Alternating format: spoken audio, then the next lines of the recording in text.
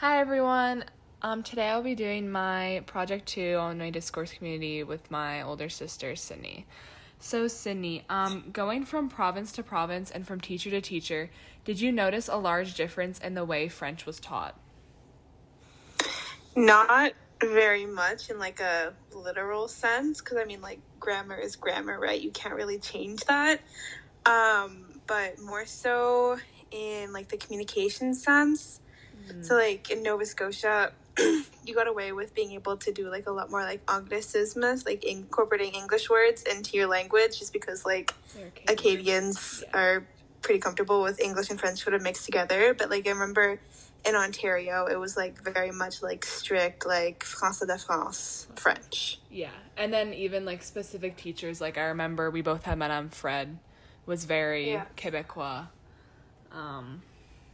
Yeah. And then so how was changing to English in university after doing all of your like elementary and high school instruction in French pretty much? It really didn't bother me at all. Like it did not bother me at all, because I've always like considered English to be my more dominant and like more comfortable language. And essentially anything we learned in French that's not like French class is very easily translated into English.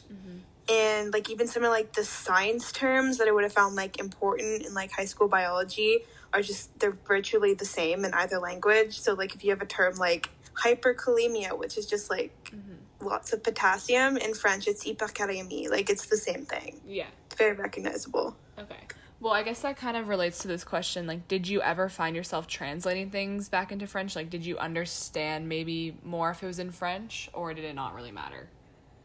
I find it didn't really matter. Maybe when I was more like in elementary school, like in Ontario, I was like reading a lot in French, sort of like outside of school. So I feel like I was maybe a little more proficient in it.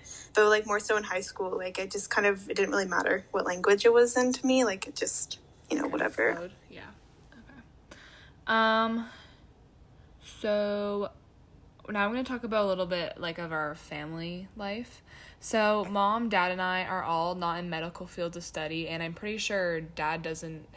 I don't even know what dad's degree is in, but I know mom's degree. I know mom's degree isn't in a science field, and my degree isn't in a science field. Does it ever feel like you're the odd one out, like at home, since like we maybe like don't understand that quite as well?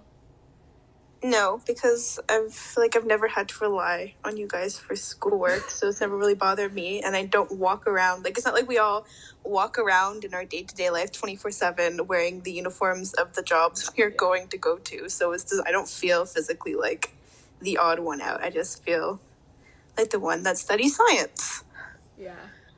Does it do you ever feel though maybe if you came home one day and you were, like, talking about, I don't know, what you did at school, and I know that dad tries to, like, be like, oh, I understand all of this, like, I get science, but do you ever feel, like, as though you would begin talking about something, but, like, we just wouldn't get it if you ever talked about school in that context?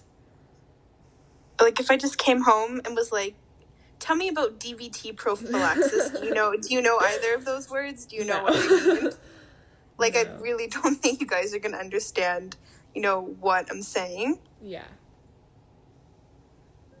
And, I don't know.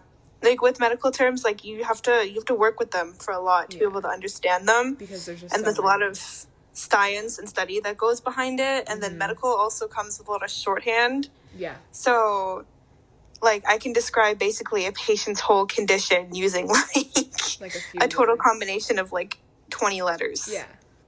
Okay. I'm going back to dad because dad likes to pretend like he understands everything. Do you think if you taught us we would be able to understand? I don't know, do you think if you began using the terms around mom and dad, especially because you still live with them, do you think that they would pick them up a little bit in your last year of school? Yeah, there's some little that we use mostly for documentation, some little acronyms. They use ACs before breakfast, PCs after dinner, If you say ADLs, like activities of daily living, so like showering, toileting, washing your face, brushing your teeth, that sort of idea. Yeah. BID, twice a day, PRN as needed. Like, I feel like those are pretty easy to like pick up on and use, but I don't see why anyone would use them outside of like a medical context. Yeah. Okay. And do you ever feel like it is easier to communicate with like your fellow nursing students over your family, or does it not really relate at all?